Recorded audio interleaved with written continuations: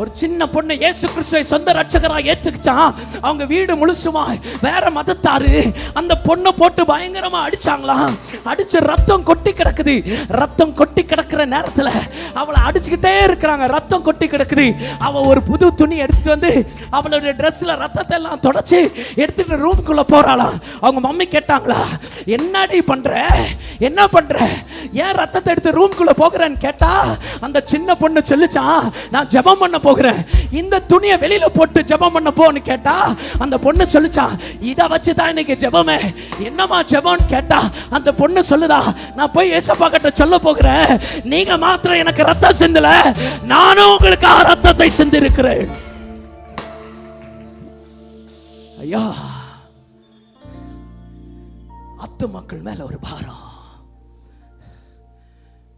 ஒரு வேர்வை சிந்துறது இல்ல தேவ வீட்டுக்காக. I love my god. மூஞ்சி பாரு, லவ் மை காட்.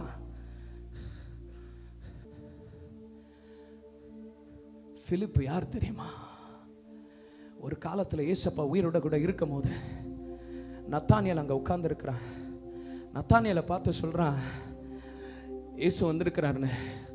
நத்தானியல் உள்ள இருந்து உட்கார்ந்து சொல்றான், நாசிரத்திலேருந்து ஏதாவது நல்லது வருமானு கேட்குற நேரத்தில் வந்து பாருன்றான்.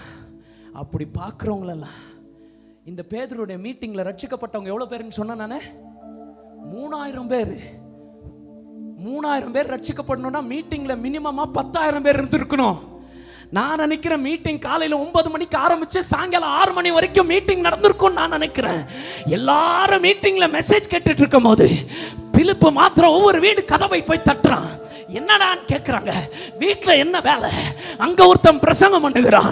அவன் பிரசங்கத்தை போய் நீங்க கேட்பீர்கள், ஆனால் உங்க வாழ்க்கை இன்னைக்கு தலைகளாய் மாறும். எந்திரிச்சு போ. இன்னொருத்தர் சொல்றாங்க, என்னால நடக்க முடியல, வானா தூக்குறேன்னு தூக்கிட்டு போய் விடுறான். ஒரே நாள்ல ஒருத்த 10,000 பேரை தேவனுடைய ஊழியத்துக்கு கொண்டு வர முடியுமானால் நீங்களும் நானும் இன்னைக்கு கைவீசுன்னு வந்திருக்கிறோம் ஆண்டவரை ஆராதிக்க.